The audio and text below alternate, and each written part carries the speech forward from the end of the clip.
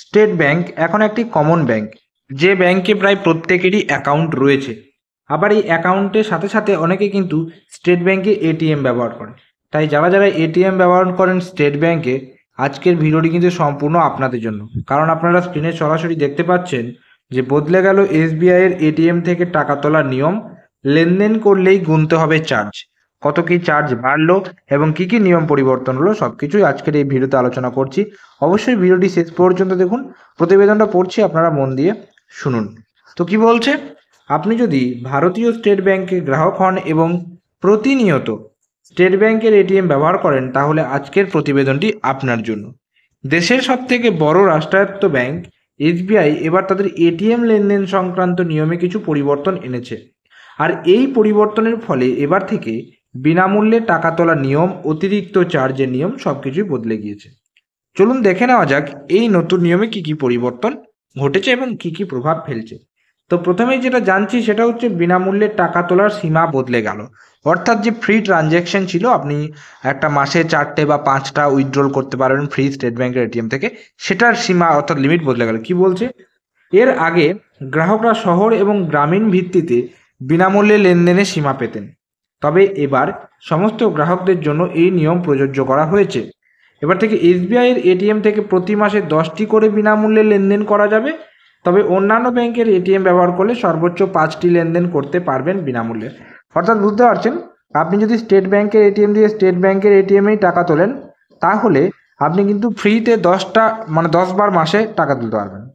আর যদি অন্য ব্যাংকের এটিএম দিয়ে আপনি যদি করেন, বা আপনি যদি স্টেট ব্যাংকের এটিএম দিয়ে অন্য কোনো এটিএমে গিয়ে করেন, তাহলে সেক্ষেত্রে আপনাকে 5টি লেনদেন কিন্তু আপনি ফ্রিতে ব্যবহার করতে, 5টি টাকা তুলতে, 5বার মাসে টাকা তুলতে পারবেন। কি বলছে, এক্ষেত্রে বলে রাখি, যাদের গড় মাসিক ব্যালেন্স 25,000 টাকা থেকে 1 লক্ষ টাকার মধ্যে থাকে, তারা আগের মতোই 5টি অন্য ব্যাংকের এটিএমে লেনদেন পাবেন। কিন্তু যাদের অ্যাকাউন্টে প্রতি মাসে 1 লক্ষ টাকার বেশি ব্যালেন্স থাকে, তারা সীমাহীন বিনামূল্যে লেনদেন করতে পারবেন, এমনকি যে কোনো ব্যাংকের এটিএম থেকে। অর্থাৎ বুঝতে পারছেন, যদি আপনার কাছে 1 লাখ টাকার বেশি ব্যালেন্স থাকে, তবেই কিন্তু আপনি আনলিমিটেড উইথড্রল করতে পারবেন।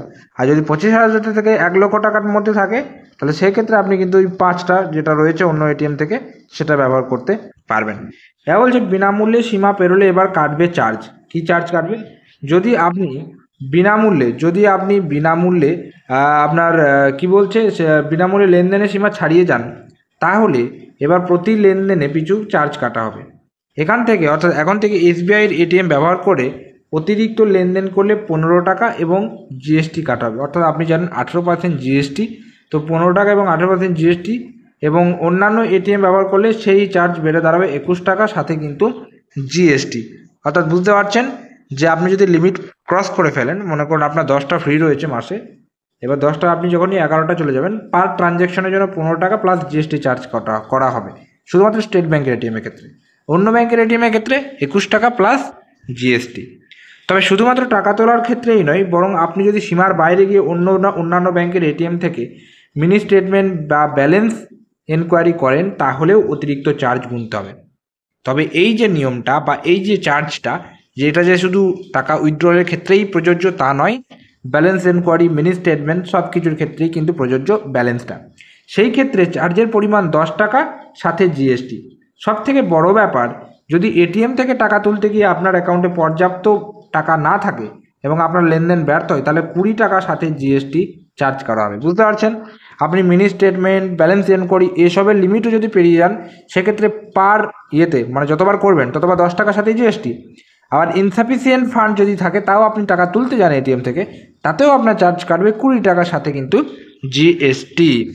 1 মে থেকে চালু হচ্ছে নতুন চার্জ। কি বলছে, সব থেকে বড় খবর, আগামী 1 মে 2025 থেকে আপনি যদি মাসিক বিনামূল্যে লেনদেনের সীমা ছাড়িয়ে যান, তাহলে এসবিআই এটিএম থেকে টাকা তুললে প্রতি লেনদেনে 23 টাকা করে গুনতে হবে। অর্থাৎ এবার অতিরিক্ত টাকা তুললেই গুনতে হবে মোটা অঙ্কের টাকা। অর্থাৎ লিমিট যখনই পেরিয়ে যাবে, তখনই কিন্তু আপনার এই চার্জটা প্রযোজ্য হবে। 23 টাকা করে কিন্তু পার ট্রানজ্যাকশন আপনার কাটা যাবে।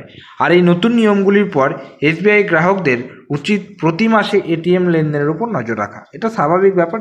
আর এটা বলা হচ্ছে আপনাদেরকে সাবধান ঠিক না, আপনাদেরকে জাস্ট খবরটা দেওয়া, আপনাদের কানে প্রবেশ করানো। কারণ আপনার যেহেতু নিজের অ্যাকাউন্ট, নিজের এটিএম, আপনার কখন কি দরকার লাগবে, আপনি করবেন, তুলবেন না তুলবেন না, সেটা সম্পূর্ণ আপনার ব্যক্তিগত ব্যাপার। কিন্তু ভিডিওর মাধ্যমে আপনাদেরকে জাস্ট জানানো হচ্ছে আমাদের মেন মোটিভ। তাই আপনাদেরকে ভিডিওটার মাধ্যমে প্রতিবেদনটা পুরো পড়ে আপনাদেরকে কিন্তু জানিয়ে দিলাম। তো এটাই ছিল ছোট্ট একটা ইনফরমেটিভ ভিডিও। কেমন লাগলো অবশ্যই কমেন্ট করে জানাবেন। যদি ভিডিওটি ভালো লেগে থাকে একটা লাইক করবেন, চ্যানেলে যদি নতুন থাকেন চ্যানেলটিকে সাবস্ক্রাইব করে পাশের যে বেল নোটিফিকেশন সেটা অলে সেট করে রাখবেন। এবং আর একটা আপনাদেরকে রিকোয়েস্ট করছি, অবশ্যই এই ভিডিওটা একটু বেশি করে শেয়ার করে দিন প্রত্যেকের কাছে, কারণ প্রায় এখন বেশিরভাগ মানুষের কাছেই স্টেট ব্যাঙ্কে অ্যাকাউন্ট আছে এবং এটিএম ব্যবহার করে। এবার যারা জানে না তারা যদি এরকম তুলতে থাকে চার্জ কেটে যাবে, তারা কিন্তু ঘাবড়ে যাবে যে কেন চার্জ কাটছে, চিন্তায় পড়ে যাবে। তো অবশ্যই তাদেরকে শেয়ার করে দিন। তো দেখা হচ্ছে পরের কোনো ভিডিওতে, ততক্ষণ পর্যন্ত প্রত্যেকে সুস্থ থাকুন, ভালো থাকুন। টাটা, ধন্যবাদ সকলকে।